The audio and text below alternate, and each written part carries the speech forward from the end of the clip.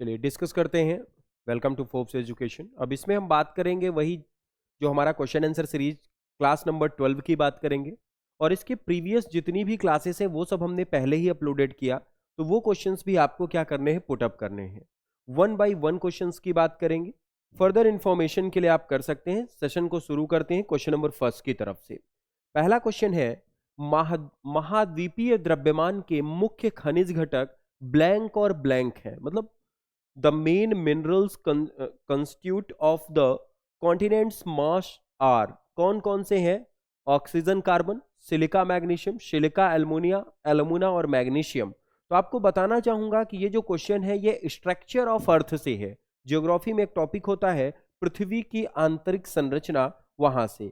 और आपको मैं क्लियर कर दूं कि जो अर्थ के इंटरनल स्ट्रक्चर होता है इसको तीन पार्ट में बांटा गया। पृथ्वी को बेसिकली तीन पार्ट। सबसे अंदर वाले पार को जाना जाता है कोर या क्रोड के नाम से जाना जाता है। उसके बाद बीच वाला पार्ट जो आता है उसे जानते हैं मेंटल या पर्टिकुलर प्रवार के नाम से।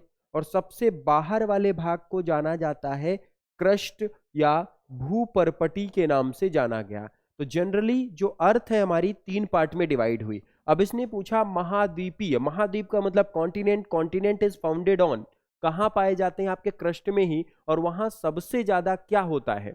सियाल, सीमा, इस प्रकार से। तो आप पढ़ेंगे कि पर्टिकुलर इसमें जो सबसे ज्यादा पार्ट पाए जाते हैं स्किन के, पर्टिकुलर कहां पे? महाद्वीपीय द्रव्यमान। इसका सिंपल सा मतलब है कि the origin of the earth में जो पर्टिकुलर सबसे आउटर मोस्ट लेयर है वहां पर कौन सा पाया गया? पहला ऑप्शन ऑक्सीजन और कार्बन बिल्कुल नहीं होता। सिलिका पाई जाती है लेकिन उसके साथ में एल्युमिनियम काफी ज्यादा मात्रा में पाया जाता है। राइट आंसर क्या बनेगा इसका? सिलिका और एल्युमिना। इसी नाम से इसे जाना जाता है सियाल। इसी नाम से इसे क्या कहते हैं? सियाल के नाम से जाना गया। SI से सिलिका, AL से एल्युमिना होता है, दोनों मिला के बनते हैं सियाल। सबसे बाहर की जो परत है भूपर्पटी, उसके बाहर के आवरण को जाना जाता है कितने किलोमीटर? 0 से 29 किलोमीटर की जो कहानी होती है वो हमारा सिलिका और एल्युमिना बताता है। इसके आगे जैसे ही बढ़ेंगे तो 29 मतलब 29 किलोमीटर से 2900 किलोमीटर के बीच में जो आपका रहता है दैट इज मेंटल या प्रवार होता है। और बिलो द 2900 किलोमीटर, 2900 किलोमीटर के नीचे जब आप जाते हैं तो आपका क्रोड होता है। क्रोड पे सब चीजें कौन से स्टेज में रहती हैं? लिक्विड स्टेज में पाई जाती हैं। तो इंपॉर्टेंट क्वेश्चन बन गया आपका कि महाद्वीपीय द्रव्यमान the main minerals consist of the continental mass. Continental mass में जो मेन पाया गया सिलिका और एल्युमिना। क्या पाया जाता है? सिलिका और एल्युमिना। कमेंट सेक्शन में बता दीजिएगा क्लियर है या नहीं, जल्दी से। वेरी गुड, ठीक है। Silica alumina, silica alumina clear है। पहला क्वेश्चन आपको पूरी तरह से क्लियर हुआ सिलिका और एल्युमिना के नाम से, क्लियर। अगले क्वेश्चन की ओर बढ़ेंगे। फर्स्ट क्वेश्चन आपके लिए क्लियर है। और इसमें जो बाकी है, अगर आपसे पूछा जाए क्रस्ट में, क्रस्ट बोले तो बेटा भूपर्पटी में, भूपर्पटी में सबसे ज्यादा कौन सा एलिमेंट पाया जाता है, कौन सा तत्व पाया जाता है? तो याद रखिएगा भूपर्पटी में सबसे ज्यादा जीवन जीने के लिए क्या जरूरी है? ऑक्सीजन। इसलिए सबसे ज्यादा क्या पाया जाता है? ऑक्सीजन। अगर एटमॉस्फेयर पे पूछा जाए, एटमॉस्फेयर पे पूछा जाए तो याद रखिएगा एटमॉस्फेयर में सबसे ज्यादा नाइट्रोजन गैस पाई जाती है जो सूरज से आने वाली किरणों को जलने से रोकती है। तो इस क्वेश्चन का राइट आंसर क्या बना आपका? पर्टिकुलर सिलिका और एल्युमिना, जिसे जाना जाता है किस नाम से? सियाल के नाम से। अगले क्वेश्चन में बढ़ेंगे। क्वेश्चन नंबर 1 पूरी तरह से आपको क्या हुआ है? क्लियर हुआ। अगले क्वेश्चन की ओर बढ़ेंगे। The next question that is much more important for your examination. दूसरा क्वेश्चन भी आ रहा है इसके बाद जस्ट। दूसरा क्वेश्चन है, निम्नलिखित में से कौन सा नृत्य महाराष्ट्र का एक लोकप्रिय नृत्य है? Which of the following dance is a popular folk dance of the Maharashtra? चार ऑप्शन आपके सामने है, लावड़ी, बिहू, झूमर, गिद्धा। लावड़ी, बिहू, झूमर, गिद्धा। आप सबको क्लियर है this is a question of folk dance. Folk dance से क्वेश्चन है और आपको क्लियर होगा कि महाराष्ट्र का लोकप्रिय नृत्य हमारा कौन सा होता है? लावड़ी। Bihu is celebrated on, Bihu is celebrated on Assam.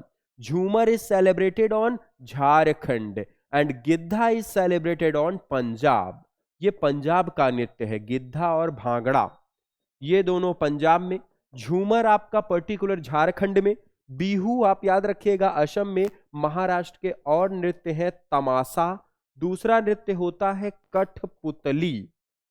ये काफी ज्यादा क्या है, महाराष्ट्र के इंपॉर्टेंट डांस है, तमाशा, कठपुतली और तीसरा है लावड़ी। कभी पूछा जाए कि महाराष्ट्र में कौन सा फेस्टिवल मनाया,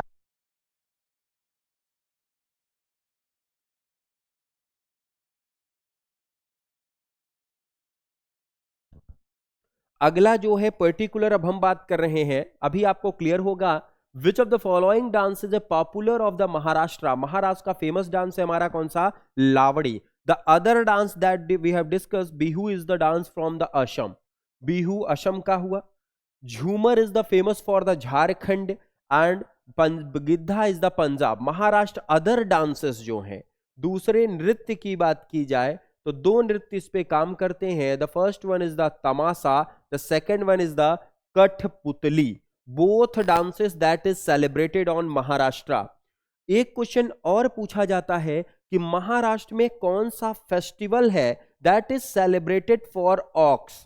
महाराष्ट्र में कौन सा त्योहार है जो बैलों के लिए मनाया जाता है, बहुत ज्यादा इंपॉर्टेंट है। तो बैल के लिए मनाया जाने वाला जो त्योहार है महाराष्ट्र में हर साल मनाया जाता है। दिल्ली पुलिस का क्वेश्चन था ये, द सेलिब्रेटेड ऑन पोला, उस फेस्टिवल का क्या नाम है, पोला। तो पोला उत्सव कहां मनाया जाता है, महाराष्ट्र में। पोला उत्सव आपसे पूछेगा तो ये कहां मनाया जाता है, महाराष्ट्र में। किसके लिए है, बैलों के लिए मनाया गया। क्लियर, तो राइट आंसर आपका बन चुका है। हमने दोनों क्वेश्चन आपके लिए डिस्कस किए हैं। Clear, the first question that is much more important, कौन सा नृत्य महाराष्ट्र का लोकप्रिय नृत्य है, which one of the popular dance of the Maharashtra. इसने फोक नहीं पूछा, पर आपको पता है केवल 8 ही राज्यों में क्लासिकल डांस है, उसके बाद हर स्टेट में क्या होता है आपका, फोक डांस है। तो पर्टिकुलर इसका राइट आंसर क्या बनेगा, लावड़ी। The second one Bihu that is Assam, Jhumar is the Jharkhand and Giddha is the Punjab and Bhangra. जो फेस्टिवल है वो पर्टिकुलर फेस्टिवल कौन सा बन गया, पोला फेस्टिवल सेलिब्रेट। अब हम बढ़ते हैं अगले क्वेश्चन में, the much more important for your examination, question number 3। दो क्वेश्चन आपके एग्जाम में क्लियर, एक बार बता दीजिए कमेंट करके। वेरी गुड निशा जी, ओके ठीक है, तो ये क्वेश्चन आपको क्लियर हुआ। थर्ड क्वेश्चन की ओर बढ़ते हैं। इलियास खान का जन्म लखनऊ में संगीतकारों में एक परिवार में हुआ। वह खालिस्तान खेलने के लिए प्रसिद्ध, खेलने नहीं बजाने के लिए होना चाहिए, तो इसने डायरेक्ट हिंदी लिख दिया, पर्टिकुलर इंस्ट्रूमेंट से है ये, आप याद रखिएगा, म्यूजिकल इंस्ट्रूमेंट से फेमस है ये। Ilyas Khan was born in Lucknow to famous the musician, he was famous for playing. आपको पता होगा लखनऊ घराना बनारस घराने की एक देन है। महत्वपूर्ण घराने में अगर आपको मैं बात करूं तो काफी इंपॉर्टेंट घराना है आपका बनारस घराना। बनारस घराने के दो पार्ट हैं, एक है लखनऊ घराना, हाउसेस की बात की जाए, और दूसरा होता है आपका बनारस घराना। बनारस घराने से जो संबंध होता है वो होता है शारदा देवी का। शारदा देवी का फेमस डांसर हैं जिनका संबंध है बनारस घराने से, और लखनऊ घराने से कजरी के बड़े ही महत्वपूर्ण हैं बिरजू महाराज।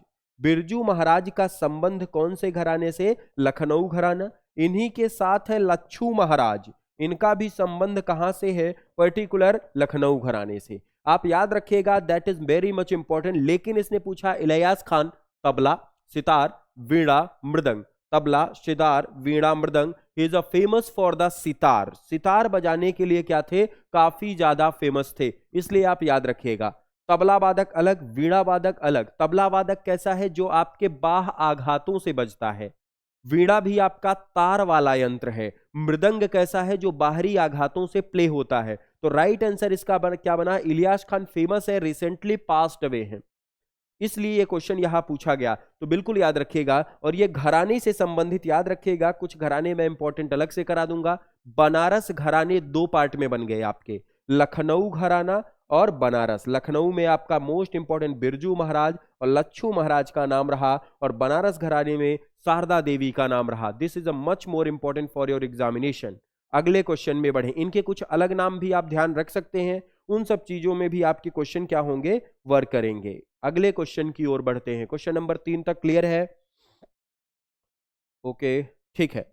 अगले क्वेश्चन में बढ़ते हैं। अगला सबसे ज्यादा इंपॉर्टेंट क्वेश्चन याद रखें, क्वेश्चन नंबर 4। ये क्वेश्चन जो भी सिनेमा जगत में थोड़ा बहुत संबंध रखते होंगे, थोड़ा बहुत मूवीज देखते होंगे, उनके लिए काफी आसान बना था ये। निम्नलिखित में से कौन सा गीत प्रसिद्ध भारतीय संगीत राहुल देव बर्मन या आर डी बर्मन, इनका नाम आप याद रख सकते हैं, R D Burman. Which among the following song was compose by famous Indian musician Rahul Dev Burman? ये दोस्ती हम नहीं तोड़ेंगे, केशरिया, किसी की मुस्कुराहटों पर हो निशार, ए दिल है मुश्किल, चारों सॉन्ग हैं। इसमें से आर डी बर्मन द्वारा कौन सा, जल्दी से कमेंट कर दीजिए, वेरी गुड, जल्दी से। क्या केशरिया? केशरिया बिल्कुल गलत जवाब है। और देखिए बाकी लोग जी जल्दी से जवाब दीजिए। आर डी बर्मन के द्वारा कहा गया, राहुल देव बर्मन बर्मन इंडस्ट्री के काफी ज्यादा फेमस म्यूजिशियन है, उनके द्वारा कंपोज किया गया सॉन्ग है ये दोस्ती हम नहीं तोड़ेंगे। ये दोस्ती हम नहीं तोड़ेंगे, ये पर्टिकुलर गाना इनके द्वारा किया गया और इनकी श्रद्धांजलि पर ये पर्टिकुलर पूछा गया था। केसरिया लेटेस्ट था कौन सी मूवी का? ये पर्टिकुलर आपका बना था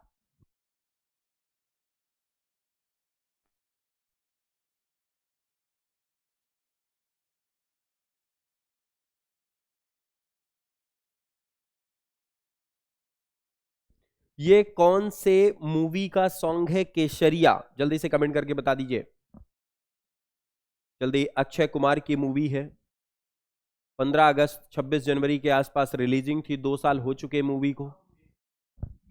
मूवी केसरी और उस पे सॉन्ग बना केसरिया। क्लियर? आर डी बर्मन द्वारा कौन सा रखा गया? ये दोस्ती हम नहीं तोड़ेंगे। अक्षय कुमार एकमात्र ऐसा अभिनेता जो एक वर्ष में अधिकतम मूवी दे रहा। क्लियर ना? हर समय उसकी मूवीज रनिंग चलती है, मेहनती भी है, इस वजह से काम हो रहे हैं। 100 करोड़ क्लब में सबसे ज्यादा मूवी सेलेक्ट होने में अक्षय कुमार का ही नाम है, क्योंकि जो मूवी ज्यादा बना रहा उसी के बिहाफ पर। आपको क्वेश्चन याद रहेगा, उम्मीद है ये। आगे बढ़ जाते हैं अगला क्वेश्चन की ओर। ये क्वेश्चन काफी आसान था। अगला क्वेश्चन, स्वामी विवेकानंद के आध्यात्मिक गुरु कौन थे? सबसे आसान question. Who was the spiritual guru of Swami Vivekananda? Your option A Narendra Datta, Gopal Krishna Gokhale, Acharya Narendra Dev, Ramakrishna Paramhansa. Your option is Narendra Datta, Gopal Krishna Gokhale, Acharya Narendra Dev, Ramakrishna Paramhansa. आपको मैं बता दूं स्वामी विवेकानंद एक 1863 में काफी ज्यादा फेमस हुए ये। उस समय पे धर्म सम्मेलन हुआ था, कौन सा? शिकागो धर्म सम्मेलन। और शिकागो धर्म सम्मेलन, शिकागो जो आपका रिलीजन कॉन्फ्रेंस था उसके बारे में, और इनके गुरु का नाम था रामकृष्ण परमहंस। रामकृष्ण परमहंस। इनके बचपन का नाम था नरेंद्र। जो पहला ऑप्शन है नरेंद्र दत्त, ये इनके बचपन का नाम, स्वामी विवेकानंद के बचपन का नाम था नरेंद्र, नरेंद्र दत्त इस नाम से जाना गया। नरेंद्र दत्त के नाम से इन्होंने एक शिकागो सम्मेलन किया था और सबसे ज्यादा मात्र 39 ईयर 39 वर्ष की उम्र में इनका क्या हो गया? देहांत हुआ था। ध्यान और योग के लिए इतनी ज्यादा पावर थी इन्होंने कि ये एक बार पुस्तकों को पलट लेते थे, पूरी पुस्तक इनको क्या होती थी? याद होती थी। This is a power of concentration. मां काली के बहुत ज्यादा पुजारी थे ये, उन्हीं के बिहाफ पर इनको उपासना प्राप्त थी। इन्होंने जब हिंदू धर्म सम्मेलन में गए हुए थे तो वहां पर एक ही वर्ड बोला था, हे मेरे भारतीय भाइयों एवं बहनों। पूरा गड़गड़ाहट, पहली बार किसी इंडियन से गया था जिसने इस संबोधन के साथ वहां बनाया, इस वजह से काफी फेमस हुए। कलकत्ता में आज भी इनका अधिवेशन चलता है, रामकृष्ण सोसाइटी भी चलती है, उसी के बिहाफ पर पूरा सिनेरियो है। उम्मीद करता हूं ये क्वेश्चंस आपको क्लियर होंगे। तो आपसे कभी क्वेश्चन पूछा जाए स्वामी विवेकानंद के बचपन का नाम क्या था, तो नरेंद्र दत्त। इनके मिशन का क्या नाम था? रामकृष्ण परमहंस। इनकी मृत्यु कितने वर्ष में हुई? मात्र 39 वर्ष, 39 वर्ष की उम्र में इनकी मृत्यु हो गई थी। यह क्वेश्चन याद रखिएगा। गोपाल कृष्ण गोखले गांधी जी के पॉलिटिकल गुरु थे, गांधी जी के राजनीतिक गुरु का नाम था गोपाल कृष्ण गोखले। इन्हीं के कहने पर ये इंडिया आए थे, और जब इंडिया आए तो गांधी जी जब इंडिया आए तो तारीख थी 9 जनवरी, और उसी दिन मनाया जाता है आपका एनआरआई डे। बिल्कुल। अगले क्वेश्चन की ओर बढ़ते हैं, दैट इज मच मोर। 5 तक बढ़ गए। 6वां क्वेश्चन, रोजर फेडरर, आपसे भी स्पोर्ट्स से क्वेश्चन बनेगा। रोजर फेडरर किस खेल के प्रसिद्ध खिलाड़ी हैं? Lawn tennis, football, rugby, lawn bowls. आप याद रखिएगा रोजर फेडरर संबंधित है आपके यहां टेनिस से, और टेनिस में होता है लॉन टेनिस। रोजर फेडरर अपने जमाने के 1 नंबर के प्लेयर थे। ये कहां के थे? स्विट्जरलैंड, स्विट्जरलैंड के प्लेयर थे। सबसे ज्यादा ग्रैंड स्लैम जीतने वाला खिलाड़ी पहले था ये, 23 ग्रैंड स्लैम जीता। लेकिन इसका रिकॉर्ड तोड़ दिया है नोवाक जोकोविच, ये भी खिलाड़ी है। नोवाक जोकोविच ये भी खिलाड़ी है, सर्बिया का खिलाड़ी। इसने इसका क्या किया है? रिकॉर्ड तोड़ा है। रोजर फेडरर रोजर फेडरर पहले खिलाड़ी बने जिन्होंने 23 ग्रैंड स्लैम जीते। इसमें 4 प्रकार के ग्रैंड स्लैम हर साल होते हैं।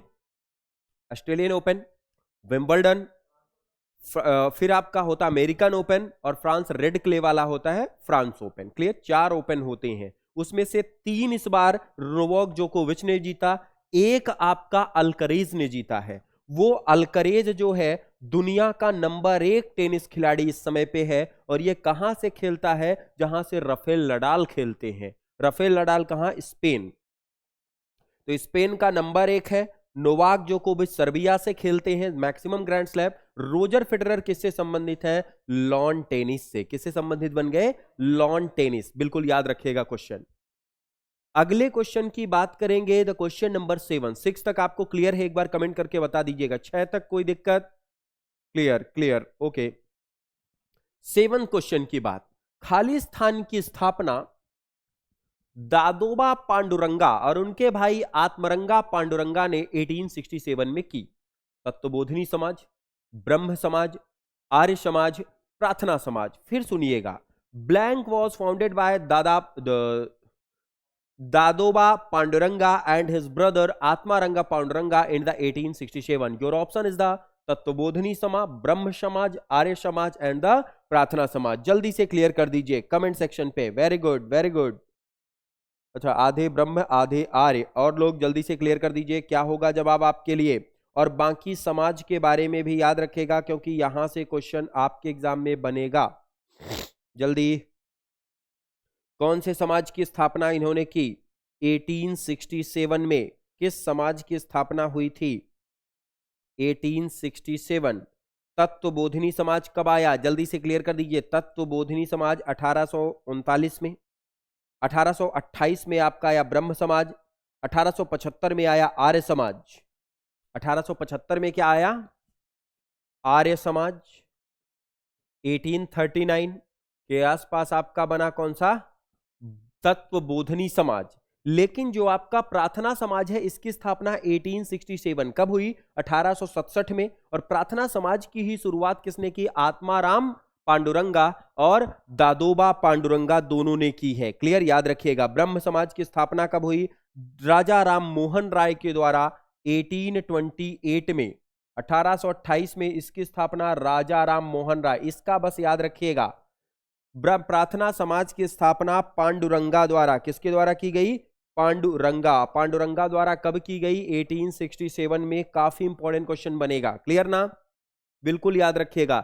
जो इंपॉर्टेंट सोसाइटीज है, 1 नंबर का क्वेश्चन वहां से जरूर आएगा। चाहे प्रार्थना समाज हो, रामकृष्ण परमहंस हो, या तत्वबोधिनी हो, थियोफिल सोसाइटी हो, रेड क्रॉस सोसाइटी हो। इनकी स्थापना कहां हुई? आजाद हिंद फौज हो गया। मॉडर्न के साथ में अभी की पूरी चर्चा आपके लिए बनेगी। ये आपके लिए काफी इंपॉर्टेंट बनेगा। तो कौन सा सिनेरियो इसमें याद रखिएगा? तो इसके लिए जो सबसे ज्यादा इंपॉर्टेंट बना कि खाली स्थान की स्थापना पांडुरंगा द्वारा की गई, तो कौन सा समाज था? प्रार्थना समाज। बिल्कुल याद रखिएगा। अगले क्वेश्चन में, question number 8, much more. Magnus Carlsen निम्नलिखित में से किस खेल से संबंधित है? योर ऑप्शन इज मुक्केबाजी, गोल्फ, शतरंज, table tennis. Magnus Carlsen is associated with which of the following? Boxing, golf, chess, table tennis. याद रखिएगा, it is related to chess. किससे संबंधित है? शतरंज। और कहां के खिलाड़ी हैं ये? रूस, रशिया के खिलाड़ी हैं मैग्नस कार्लसन। इंडिया के चेस में बड़ा नाम है जो पहले आता था, विश्वनाथन आनंद।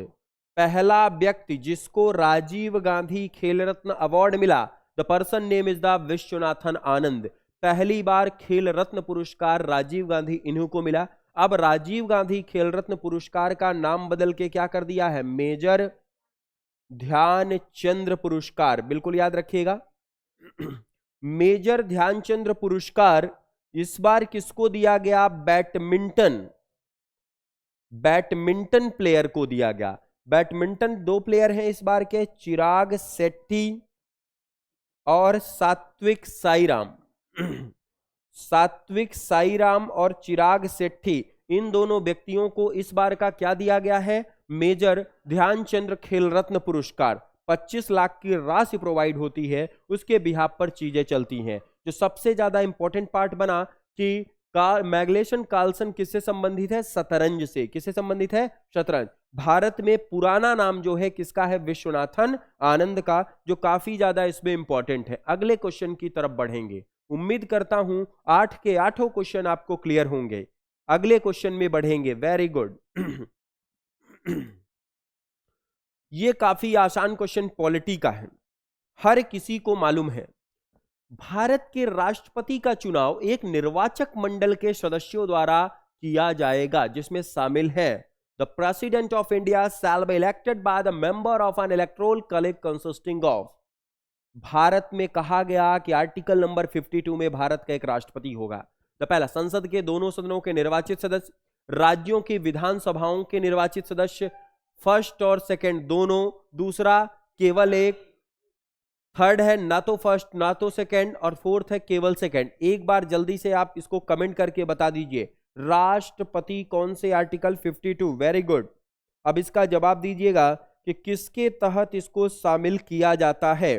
आर्टिकल नंबर आपको पता होगा 54, 55। आर्टिकल नंबर 54 बताता है आपको इलेक्शन प्रोसीजर, और 55 बताता है मेथड ऑफ इलेक्शन, मतलब चुनाव की विधि। और ये क्या है, राष्ट्रपति का चुनाव। आर्टिकल नंबर 52 क्या कहता है कि भारत का एक क्या होगा, राष्ट्रपति होगा। अब देखिए, चुनाव किसके द्वारा, संसद के दोनों सदनों के निर्वाचित सदस्य बिल्कुल भाग लेते हैं, आप कभी भी भाग नहीं लेते। दूसरा, राज्यों की विधानसभा के निर्वाचित सदस्य बिल्कुल, राज्य के जो भी विधानसभा है, उत्तर प्रदेश, मध्य प्रदेश, उड़ीसा, क्योंकि हर कोई चाहता है कि उनकी सरकार क्या हो, इसमें इलेक्टेड हो, इसलिए पर्टिकुलर याद रखिएगा, इसमें निर्वाचित सदस्य भी होते हैं, राज्यों के भी निर्वाचित सदस्य होते हैं। होता कौन सा नहीं, और यूटीज के भी निर्वाचित सदस्य हैं। यूटीज में कौन कौन सा, दिल्ली और पौंडीचेरी, दोनों के सदस्य। लेकिन एक भी नामांकित व्यक्ति नहीं आते हैं। राज्यसभा के 12 मेंबर नॉमिनेटेड इसमें भाग नहीं लेते। तो इसका पहला भी फॉलो, दूसरा भी फॉलो, तो इसका कौन सा होगा, फर्स्ट और सेकंड दोनों। The right answer is the first and second. निर्वाचित है, कहीं भी मनोनीत सदस्य नहीं है, इसलिए इसके दोनों होंगे। और आप याद रखिएगा, राष्ट्रपति के चुनाव में दोनों लोग भाग लेते हैं। कौन कौन, लोकसभा राज्यसभा के निर्वाचित सदस्य तथा विधानसभा या विधानमंडल के जो निर्वाचित सदस्य हैं वो भी भाग लेते हैं। और इसकी मेथड कैसी होती है, एकल संक्रमणीय मत पद्धति द्वारा चुना जाता है। क्लियर रहेगा। किस आर्टिकल की बात है, आर्टिकल नंबर 52। 54 क्या कहता है, इलेक्शन। 55 क्या कहता है, मेथड। क्लियर है पूरा। The right answer is the first and second both, दोनों भाग इसमें लेते हैं। क्लियर है। क्वेश्चन नंबर 9 तक चर्चा हुई है। अब हम बढ़ेंगे क्वेश्चन नंबर 10 की ओर, द मोस्ट इंपॉर्टेंट। अब आप खुद सोचिए, जनगणना 2011 में हुई है, तो बहुत आसान क्वेश्चन तो आपसे पूछेगा नहीं, क्योंकि 10 साल हो चुके हैं। अब कुछ ऐसे क्वेश्चन पूछेगा जो आपको नहीं पता होंगे, और जनगणना में थोड़ा डीप नॉलेज आपको चाहिए होगा। तो अभी जो चर्चा है, जनगणना 2011 के अनुसार भारत का दूसरा सबसे बड़ा धार्मिक अल्पसंख्यक कौन सा है? Church, Christian, बौद्धिज्म, Sikh and Muslim. ईसाई, बौद्ध, सिख, मुसलमान, कौन सा दूसरा सबसे बड़ा पूछा गया? पहला पूछा जाए तो पहला सबको पता है, मुस्लिम। पहले तो मुस्लिम है अल्पसंख्यकों में। दूसरे नंबर की बात की इसने, द सेकेंड लार्जेस्ट इज, जो केरला में ज्यादा है, कौन है?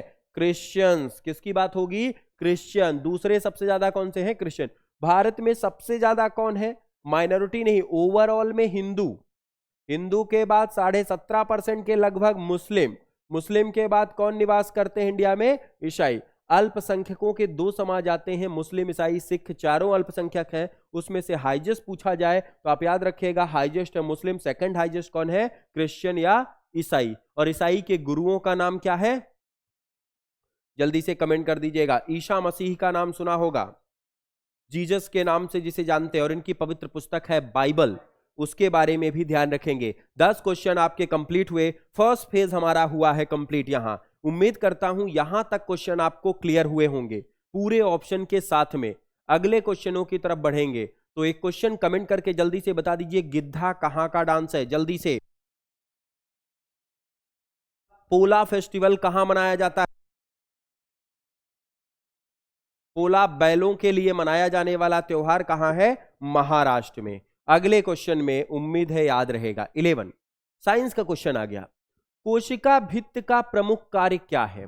यह सामग्री के भंडारण के रूप में कार्य करता है, यह कोशिका को आकार एवं कठोरता प्रदान करता है, यह कोशिका विभाजन के लिए उत्तरदायी है, यह कार्बोहाइड्रेट के संश्लेषण में मदद करता है। What is the major function of cell wall? आपको पता है cell is the basic unit of life, जीवन की जो इकाई है कोशिका को कहा गया। अब कोशिका में ये पूछ रहा सेल वॉल, कोशिका भित्त क्या करती है? और आपको पता होगा दो चीजें पाई जाती हैं, एक सेल वॉल होता है और दूसरा सेल मेम्ब्रेन। कोशिका भित्ति और कोशिका झिल्ली के नाम से जाना गया। इसका काम क्या है? कोशिका भित्त करता क्या है? आपको पता होगा कि ये पूरी आपकी क्या है? सेल है, और सेल के सेल वॉल के अंदर क्या पाई जाती है? ये आपका सेल मेम्ब्रेन और सेल वॉल दोनों एक प्लांट में पाई जाती है और एक आपके एनिमल्स में। ये करता क्या है? जैसे आपने कोई पेड़ पकड़ा, पेड़ को सपोर्ट और हार्डनेस देने का काम। पहला सामग्री के भंडार नहीं, यह कोशिका के आकार एवं कठोरता प्रदान करता है। ये क्या करता है? सेल को हार्डनेस देता है। आपकी स्किन क्या कर रही है? आपको हार्डनेस दे रही है। कोई पिन करता है तो पिन नहीं होती। The right answer is provide the shape and rigidity to the cell. यह कोशिका के आकार एवं कठोरता को क्या करता है? प्रदान करता है। और सेल क्या है? Cell is the basic unit of life. Cell दो प्रकार के, यूनिसेलुलर और मल्टी सेलुलर है। डेड सेल, फिर आप उसमें लाइव सेल के बारे में पढ़ेंगे। कई सारे सेल मिला के क्या बनते हैं? Combination of cell, tissues, combination of tissues, organ, combination of organ, body, combination of body, body system. ऐसे आपका निर्माण होता है पूरे शरीर का। तो ये साइंस का सेल टॉपिक जरूर पढ़ना है हमें। सेल से एक क्वेश्चन, डिसीजेस से एक क्वेश्चन, विटामिन से एक, न्यूट्रिशन से एक क्वेश्चन, और ह्यूमन बॉडी से एक क्वेश्चन। मतलब 4 ही टॉपिक आपको साइंस में पढ़ने पड़ेंगे, उसी से क्वेश्चन बनेगा, टिश्यूज वगैरह। अगला, आगरा का किला 16वीं शताब्दी में निर्मित लोकप्रिय मुगल स्मारकों में से एक है। जो आगरा का किला है बनवाया किसने? Agra fort, one of the popular Mughal monument built in the 16th century. आगरे के किले का निर्माण किसने कराया? अकबर ने। अकबर ने और क्या बनवाया? फतेहपुर सीकरी। फतेहपुर सीकरी में ही इसने बनवाया पंचमहल। शाहजहां ने क्या बनवाया? ताजमहल। और पर्टिकुलर दिल्ली का लाल किला, ये निर्माण इसने किया। फिर हुमायूं ने पर्टिकुलर एक शहर बसाया था दीन पनाह, दीन पनाह नाम का शहर। बाबर ने कोई शहर वहर नहीं बसाया। इसकी कभी कभी पूछ लेता है इसकी गाथा बाबरनामा, और ये संस्थापक है मुगल वंश का। इसने संस्थापना की कब की? 1526 पानीपत के प्रथम युद्ध में इब्राहिम लोदी को हराकर। तो एक बार हम क्विक रिवीजन ले लेते हैं मुगल वंशावली के ऊपर कि मुगल वंश का संस्थापक कौन, दूसरा राजा कौन, तीसरा राजा कौन, उसके ऊपर क्या क्या चीजें बनती हैं। वो भी चीजें आपके एग्जाम के लिए जरूरी हैं। तो थोड़ा सा हम मुगल वंशावली के ऊपर आपको ध्यान दे देते हैं। अभी दिख रहा होगा सभी को।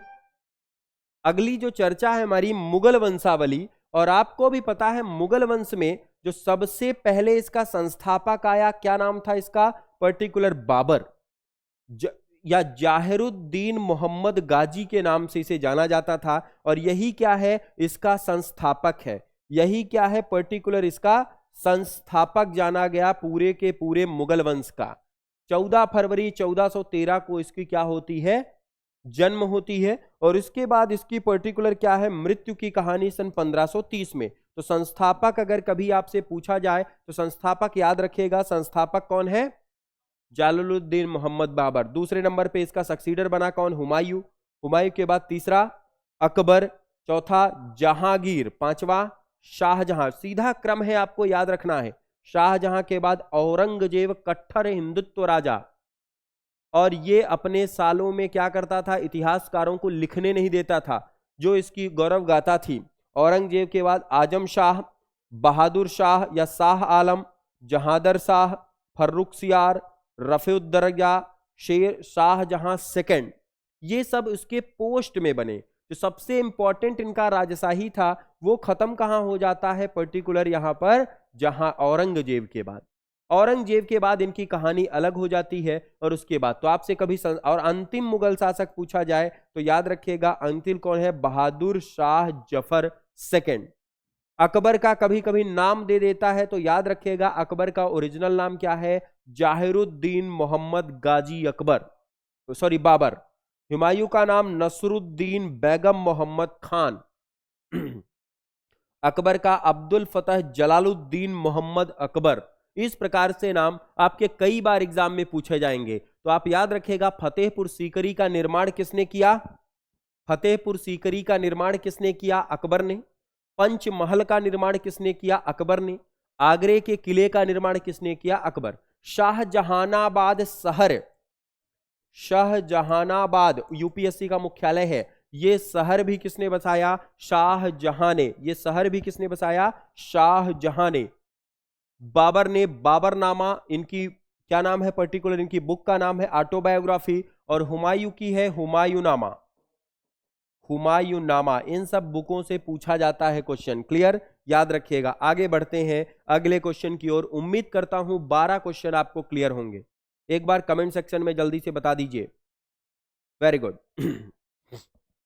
क्वेश्चन नंबर 13, भारत के संविधान का कौन सा अनुच्छेद समान नागरिक संहिता का प्रावधान है, यूनिफॉर्म सिविल कोड।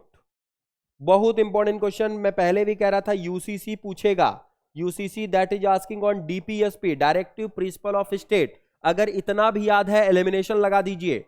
डीपीएसपी कब से कब तक है, आर्टिकल नंबर 35 से लेकर 51A तक है। कोई आर्टिकल इसमें वैरी कर रहा, केवल एक आर्टिकल है, आर्टिकल नंबर 40। बिल्कुल याद रखिएगा, which article constitute the India's lay down the uniform. Uniform civil code का मतलब सभी लोग संविधान के अनुरूप क्या है, समान है। यूसीसी लॉन्च करने वाला अगर फर्स्ट स्टेट पूछा जाए, पहला राज्य पूछा जाए, तो यूनिफॉर्म सिविल कोड लॉन्च करने वाला पहला राज्य कौन सा था, गोवा।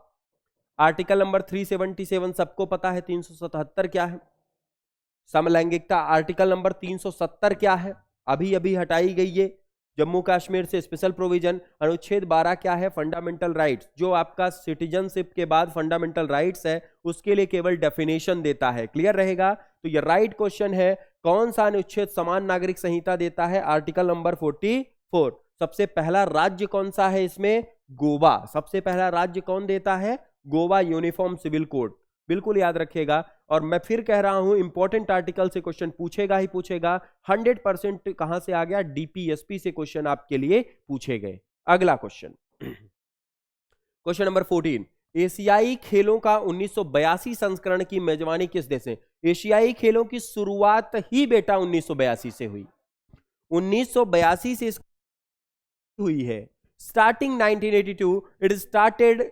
मेजबानी किस देश ने की, देश तो क्लियर है, भारत ने। अब भारत ने कौन से देश में, कौन से शहर में की, तो आपसे पूछा जाए तो याद रखिएगा, नई दिल्ली। वर्ष 2018 का एशियाई खेल कहां हुआ, अगर आपसे यह पूछा जाए तो याद रखिएगा, it is done in Indonesia. अभी लेटेस्ट वाला पूछा जाए तो लेटेस्ट आपका जो सेशन हुआ है वो हांगजोई, हांगजोई कहां है, चाइना में हुआ। और क्वेश्चन पूछेगा कि हांगजोई चाइना में कौन सा स्पोर्ट्स ऐड किया गया था, तो 4 स्पोर्ट्स में से सबसे ज्यादा इंपॉर्टेंट स्पोर्ट्स जो न्यूज में रहा वो कौन सा, क्रिकेट। क्रिकेट को ऐड किया, भारत ने गोल्ड मेडल जीता क्रिकेट में, बैडमिंटन में, और बाकी जितने बचे उन सब में गोल्ड मेडल जीतने में इसका काफी इंपॉर्टेंट रोल रहा। तो आप याद रखेंगे एशियाई खेल 1982 में ही शुरू हुए और इसका जो मेजबान देश है वो कौन बना? भारत। भारत में पर्टिकुलर किस जगह पे हुए? ये नई दिल्ली में पूरी तरह से हुए थे। बिल्कुल क्वेश्चन को याद रखेंगे। अगले क्वेश्चन की बात करें, क्वेश्चन नंबर 15, कोशिका के किस घटक में कोशिका का वंशानुगत पदार्थ डीएनए होता है? सबसे पहले आपको पता होना चाहिए डीएनए का full form. Which component of the cell content the heredity material of the cell? Cell से दो क्वेश्चन आए, दोनों आपके लिए इंपॉर्टेंट। सबसे पहले सेल को किस नाम से जाना जाता है? बेसिक यूनिट ऑफ लाइफ, मतलब शरीर क्या कहा गया इसको? जीवन की मूलभूत इकाई के नाम से। अब इसने पूछा डीएनए, डीएनए का full form particular dioxy nucleic acid के नाम से जाना गया। मतलब द्विकुंडलित संरचना, डीएनए का जो स्ट्रक्चर है वो इस प्रकार से आपके लिए बढ़ता है और इसमें यहां पर 3 प्रकार के पदार्थ भरे होते हैं जो आपके माता पिता के गुणों को एक पीढ़ी से दूसरी पीढ़ी में ले जाने का काम करते हैं। अब ये पूछ रहा कि डीएनए किस में होता है? कोशिका भित्त में, नाभिक में, कोशिका झिल्ली, cytoplasm. Your 4 option, cell wall, nucleus, cell membrane और साइटोप्लाज्म। आप याद रखिएगा ये पूरी कहानी होती है न्यूक्लियस में। न्यूक्लियस 2 प्रकार के पदार्थ रखता है, डीएनए और आरएनए। डीएनए क्या करता है? आपकी हेरिडिटी, आनुवांशिकता को लगाता है। आरएनए आपके क्या करता है? पूरी तरह से प्रोटीन का निर्माण कराता है। तो इसका राइट आंसर क्या होगा आपके लिए? Nucleus. Nucleus is the right answer for the 15। कोशिका के किस घटक में वंशानुगत होता है? वो कौन सा क्वेश्चन बनेगा आपका? नाभिक। किस क्वेश्चन की वजह से है? नाभिक की वजह से। अगले क्वेश्चन में बढ़ते हैं। द राइट क्वेश्चन अगला है क्वेश्चन नंबर 16। निम्नलिखित में कौन सा नृत्य मूल रूप से तमिलनाडु के मंदिर देवदासियों द्वारा किया जाता था? इसे दासियट्टम के नाम से जानते। सबसे आसान question, which among the following dance form was originally performed the temple of Tamil Nadu by Devdasi and therefore it is also known as the दासियट्टम? आपको पता है मीनाक्षी मंदिर, रंगपट्टम या रंगनाथ स्वामी मंदिर, किसी भी मंदिर की चर्चा हो, भगवान शिव को प्रेरित मंदिरों में से एक थे और यहां पर तमिलनाडु का जो नृत्य है कौन सा फेमस है? भरतनाट्यम। लेकिन कुचिपुड़ी कहां होता है? याद रखिएगा, it is done in the Andhra Pradesh. Odissi is the Orissa and the Manipur is the Manipuri, Manipur में है। यहां की फेमस डांसर हैं जावेरी सिस्टर और बिपिन सिंह। इसकी फेमस डांसर है मृणालिनी साराबाई और दूसरे नंबर पे याद रखिएगा महापात्रा। कुचिपुड़ी ठीक, और भरतनाट्यम की फेमस डांसर जो है वो यामिनी कृष्ण मूर्ति। भरतनाट्यम की फेमस है यामिनी कृष्ण मूर्ति, बिल्कुल याद रखिएगा, that is much more important. Andhra Pradesh और दोनों के लिए जो फेमस डांस में ये क्या है? बनती हैं। ये आपके लिए काफी इंपॉर्टेंट क्वेश्चन बनेगा। अगले क्वेश्चन 16 तक हमने चर्चा की, लास्ट के अंतिम 4 प्रश्न और हैं। 16 के बाद चर्चा 17। निम्नलिखित में से किस पल्लव के शासनकाल के दौरान ह्वेनसांग ने पल्लव राजधानी कांची का दौरा किया? आपको पता है कांची का दौरा करने वाला कौन सा चीनी यात्री था? ह्वेनसांग। ह्वेनसांग किसके शासनकाल में आया? महेंद्र वर्मन, महेंद्र वर्मन, नरसिंह वर्मन, नरसिंह वर्मन। याद रखिएगा it is came for Narasimha Varman. किस वंश का शासक था ये? पल्लव वंश का था। इसके पहले राजा कौन थे? महेंद्र वर्मन। नरसिंह वर्मन प्रथम, नरसिंह वर्मन प्रथम के शासनकाल में आया। किसके काल में? नरसिंह वर्मन प्रथम। द्वितीय के शासनकाल में आया ही नहीं क्योंकि इसके सक्सीडर थे वो। पल्लव का पहला शासक में जो बना वो महेंद्र वर्मन था जिसने इसको पूरी तरह से बनाया। तो ये क्वेश्चन काफी ज्यादा फेमस रहेगा। ह्वेनसांग किसके शासनकाल में आया? नरसिंह वर्मन। 623 बीसी, 623 ईसा पूर्व के लगभग इसकी क्या हुई थी? एंट्री हुई। और उसी समय ये काफी ज्यादा इंपॉर्टेंट, मतलब एक क्वेश्चन आपका विदेशी आक्रमणकारियों से जरूर पूछा जा रहा, उसको भी हमें ध्यान रखना है। अगले question, in the afternoon of times की एक आत्मकथा पुस्तक है। सत्यजीत रे, श्याम पित्रोदा, हरिवंश राय बच्चन, पीटी उषा। काफी important question. In the afternoon of time, her session में एक पुस्तक जरूर पूछी जाएगी आपके शिफ्ट में, is an autobiography book by Satyajit रे, शम पिट्रोट, हरिवंश राय बच्चन, पीटीयू से। आप याद रखिएगा, in the afternoon of times ये ऑटोबायोग्राफी किसकी है? Harivansh Rai Bachchan. This is the father of the legendary actor Amitabh Bachchan, और ये काफी बड़े पोएट थे, उन्हीं के बिहाफ पर ये चीजें क्या हुई, काफी ज्यादा पाई गई। अगला, in the 18th century the development of cotton industry in Britain related, 18वीं शताब्दी में ब्रिटेन में कपास उद्योग के विकास के परिणाम स्वरूप खाली स्थान हुआ। ब्रिटेन में भारतीय वस्त्र की मांग में वृद्धि, भारत में कपड़ा उत्पादन में गिरावट, भारत में भारतीय वस्त्रों की मांग, भारत में ब्रिटिश कपड़ा उद्योग का पतन। एक बार जल्दी से कॉमन सेंस के ऊपर इसका आंसर है, कमेंट करके बता दिए। कॉमन सेंस अगर काम कर रहा होगा तो आप आसानी से जवाब दे देंगे, नहीं दे रहा तो कोई बात नहीं, मैं बताऊंगा। लेकिन एक बार प्रश्न को पढ़ के जरूर क्लियर करिए, इसका पर्टिकुलर कौन सा पार्ट आपको लग रहा है। क्वेश्चन है, 18वीं शताब्दी में ब्रिटेन में कपास उद्योगों का विकास कैसे हुआ?